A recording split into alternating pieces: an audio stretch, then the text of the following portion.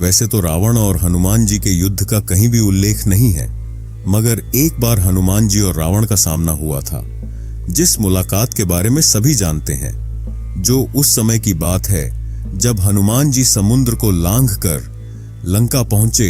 इस प्रसंग का उल्लेख तुलसीदास कृत रामचरितमानस में मिलता है। बात उस समय की है जब हनुमान जी ने मेघनाद द्वारा छोड़े गए ब्रह्मास्त्र जैसे अस्त्र का मान रखने के लिए स्वयं को बंदी बना लिया था और उन्हें रावण की सभा में ले जाया गया। वहां रावण के समक्ष हनुमान जी की कई विशेषताओं पर बात हुई, जैसे कि हनुमान जी का अपार बल, उड़ने की शक्ति, सूक्ष्म और विराट रूप धारण करने की शक्ति इत्यादि।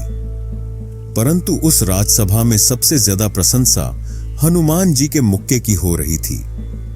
जब रावण ने हनुमान के मुक्के की प्रशंसा सुनी तो उसने हनुमान जी से बोला, आपका मुक्का बड़ा ताकतवर है, आओ जरा एक एक मुक्के का एक छोटा सा युद्ध हो जाए। फिर हनुमान जी ने कहा, ठीक है, पहले आप मारो। रावण ने कहा, मैं क्यों मारूं, पहले आप मारो। हनुमान बोले, आप पहले मारो, क्योंकि मेरा मुक्का खाने के बाद आप मारने के लायक ही नहीं रहोगे। यह सुनकर रावण बहुत क्रोधित हुआ और हनुमान जी को पूरी शक्ति से एक बहुत जोर का मुक्का मारा।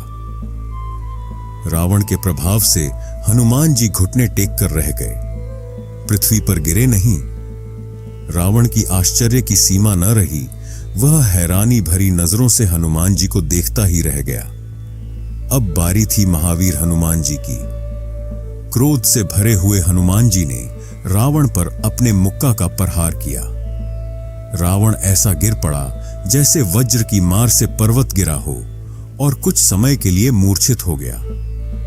रावण की मूर्छा भंग होने पर वह जागा और हनुमान जी के बड़े भारी बल को सराहने लगा।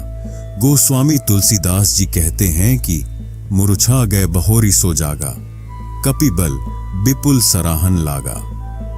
अहंकारी रावण किसी की प्रशंसा नहीं करता, पर मजबूरन हनुमान जी की प्रशंसा कर रहा है। इस प्रकार हनुमान जी अपने एक ही मुक्के से रावण को उसका स्थान बता दिया था।